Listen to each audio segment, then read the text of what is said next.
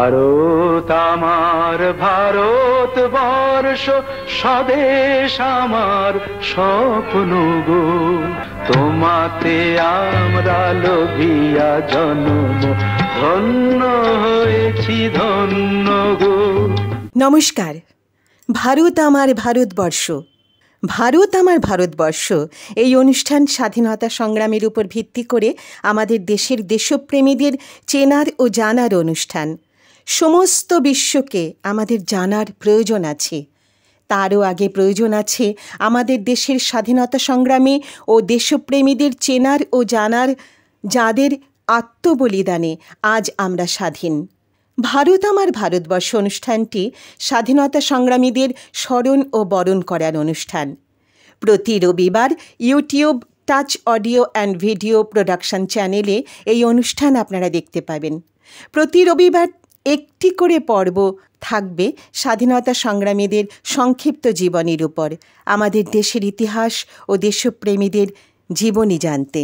সমস্ত ভারতবাসীর কাছে আবেদন রাখছি চ্যানেলটিকে সাবস্ক্রাইব করার জন্য। আমাদের দেশের স্বাধীনতা সংগ্রামে অংশগ্রহণকারী বীর বিপ্লবী দেশপ্রেমী, যাদের সংগ্রামে, যাদের আত্মবলিদানে আমরা স্বাধীন, তাদের সবাইকে আমরা চিনি না, জানি না।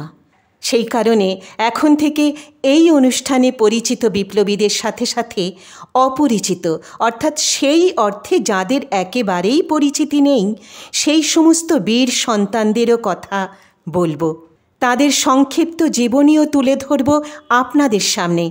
নমস্কার, সবাইকে জানাই শুভ নববর্ষ। বিপ্লবী অবিনাশ চন্দ্র চক্রবর্তী, জন্ম হয়েছিল 1875-এর জানুয়ারি মাসে, মৃত্যু হয়েছিল 1938 সালে। সরকারি চাকুরি হলেও জাত বিপ্লবী। মুন্সিফের কাজে যেখানেই নিযুক্ত হতেন সেখানেই একটি বিপ্লবী কেন্দ্র গড়ে উঠত। যুগান্তর দল ও বাংলার বিপ্লবীদের প্রচুর অর্থ সাহায্য করতেন। বঙ্গভঙ্গ রোধ ও স্বদেশী আন্দোলনের সময় তিনি সরকারি চাকরি থেকে বরখাস্ত হন। বাঘা যতীনের নেতৃত্বে সশস্ত্র অভ্যুত্থান প্রচেষ্টার অন্যতম কর্মীরূপে তিনি কারারুদ্ধ হন। মুক্তির পর পারিবারিক ও আর্থিক কারণে তিনি সক্রিয় রাজনীতি থেকে অবসর গ্রহণ করেন। টাচ অডিও ভিডিও প্রোডাকশনসের পক্ষ থেকে আমি আলপনা এই বিপ্লবী শহীদকে জানাই আমাদের অন্তরের শ্রদ্ধা।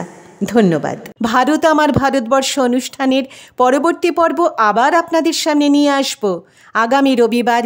চ্যানেলটিকে সাবস্ক্রাইব করার জন্য অনুরোধ জানিয়ে অনুষ্ঠান এখানেই শেষ করছি। ধন্যবাদ। ভারত আমার ভারতবর্ষ, স্বদেশ আমার স্বপ্ন গো। তোমাতে আমরা লোভিয়া জন্ম, ধন্য হয়েছি ধন্য গো।